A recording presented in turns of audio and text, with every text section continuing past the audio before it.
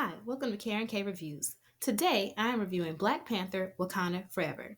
This is a spoiler review, so if you have not seen Black Panther Wakanda Forever and don't want anything spoiled, save this video to your watch later playlist and come back once you have seen it. Going in, my expectations for this movie were low. After Chadwick Boseman's passing and the announcement by Marvel Studios producer Kevin Feige that they would not be recasting T'Challa, I just wasn't looking forward to it. However, this film exceeded my expectations by a long shot.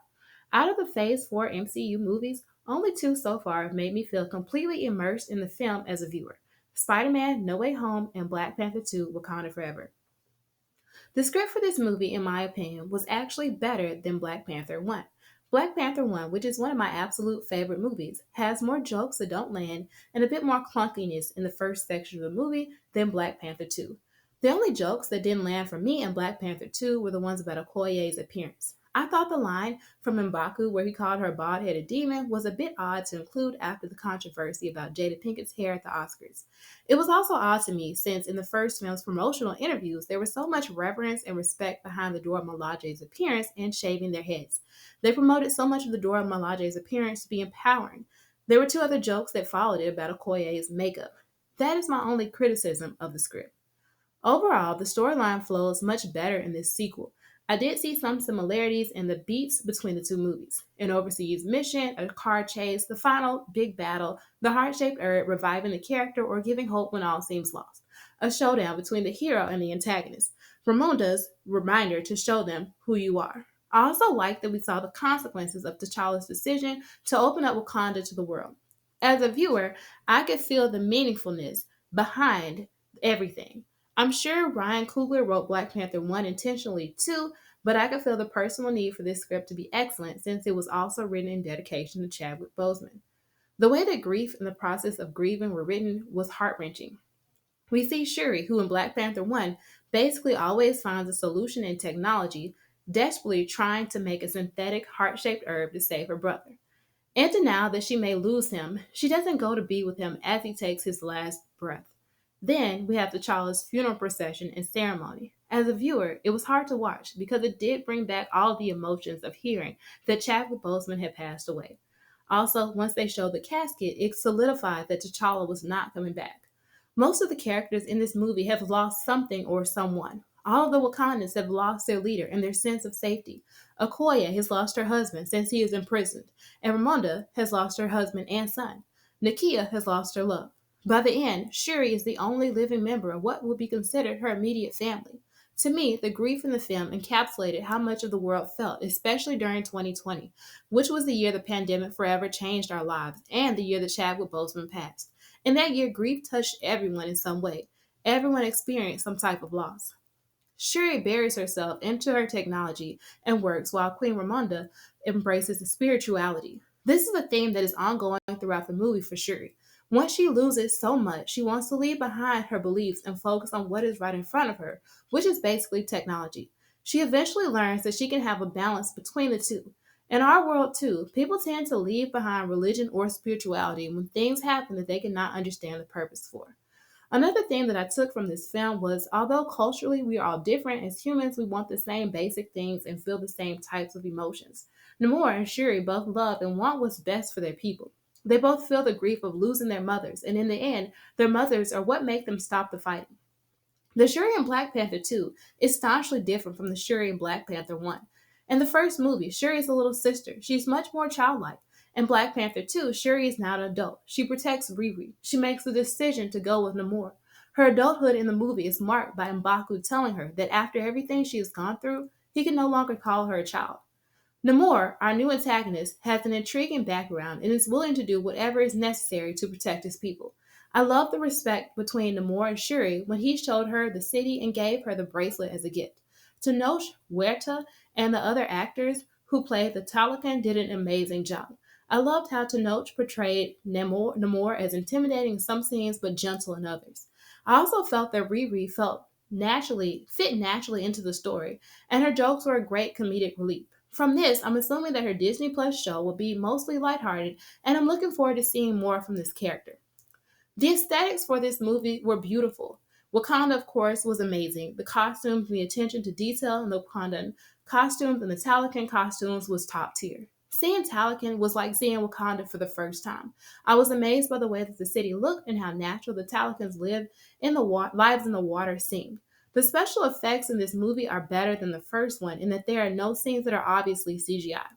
Some of the scenes that stood out to me the most were Shuri meeting Riri for the first time and Okoye slicing the speaker that Riri threw, the Talakans attacking the American mining ship, Okoye versus the Talakans on the bridge. In this scene, I also liked that the Talakan warrior gave her the spear back, which showed that both the Wakandans and the Talakans have cultures that value honor and a fair fight. Any scene where the Wakandans and the Talakans were fighting had me on the edge of my seat. Generally, when the Wakandans show up, we know that they are going to throw down, but this time they had opponents that could go tick for tack for them or even outmaneuver them. The emotion when Queen Ramonda strips Okoye of her position, Okoye asks, "Haven't I given enough?" But then Queen Ramonda reminds her that she has lost her husband, her son, and she thought Shuri too at the time. It just reminded us of how much everyone has lost since the first appearance of Black Panther in the MCU. Queen Ramonda's death was shocking to me because I didn't expect Marvel to basically strip Shuri of everything. It was sort of hinted at when Namor mentioned to Shuri that the greatest leaders experience the greatest loss, but I just did not expect Marvel to follow through with it. I also loved seeing Killmonger return via the ancestral plane. Shuri saw him because they both felt and were acting on revenge. From this, we can assume that where they go and who they see when visiting the ancestral plane is based on where one's heart is at the time. For a while, I thought that bringing Killmonger back in any way would cheapen his death, but bringing him back to antagonize Shuri really worked well. During the opening sequence with Chadwick Boseman's pictures instead of the traditional MCU intro and the closing scene as Shuri burned her mourning clothes and thought of her brother, the theater was in complete silence out of respect. I like them showing Shuri thinking of all the good times she had with T'Challa because that's how I like to remember people and find comfort when they are gone. Even with Chadwick Boseman, I actually got to be an extra in a crowd scene for Get On Up back in 2014. Upon his passing, I thought about how vibrant he was during the whole 12 hours that we were on set and how he seemed to give every take his best, and just how inspiring he was as a person. As I was viewing the film, I, like others, couldn't help but make connections to other MCU works and make predictions about what could possibly be to come in the MCU. As far as Riri, since she is an MIT student and Ned and MJ are also MIT students, will they interact? I also saw parallels between Spider Man and Shuri because in No Way Home, Spider Man is also stripped of everything and has to rebuild. The angel armor that Shuri makes is the exact replica of the armor worn by Ayo and Aneka in the World of Wakanda storyline. It's possible that we will get some elements of this storyline in the Wakanda Disney Plus show. And now for the elephant in the room, recasting T'Challa. I personally supported hashtag recast T'Challa. I wanted to see the representation on screen of a strong black man as a superhero and see strong black men and strong black women on screen together supporting each other. I felt that by not recasting T'Challa, the idea that there can only be one black person given an opportunity was being continued. Chadwick Boseman himself expressed that his role was bigger than just him. Also, as a longtime fan of Black Panther, even before the movie, I knew how many stories of T'Challa there were and wanted to see how they played out on screen. My hope for Black Panther 2 was that they would borrow some elements from the intergalactic empire of Wakanda and have T'Challa go missing, but since they couldn't find him, they assumed that he was dead. However, I understand why Coogler did not go this route. Like I said before, the movie is written in a way that seems very personal. I think that for Coogler, the writing of the script may have been his own personal way of dealing with the loss of his friend. Also, it may have taken away from the plot's impact if we as the viewer knew that T'Challa was returning. A lot of Black Panther fans also felt that since we now have the multiverse in the MCU, we could have a different T'Challa from a different universe eventually. At the end of the movie, Nakia reveals to Shuri that she and T'Challa have a child together, Toussaint. It seems that Nakia was waiting on Shuri to fully process her grief before they met each other. In the post-credit scene, Toussaint reveals that Toussaint is his Haitian name, but his name is T'Challa. When it was revealed that T'Challa had a child, I felt somewhat conflicted because the child will grow up with the pain of having a deceased parent. I also wondered if T'Challa, for some reason, felt it was important for him to leave an heir, or if he and Nakia had gotten married secretly. So, T'Challa has been recast, or will be, but it's not the way that most hashtag recast T'Challa supporters want it.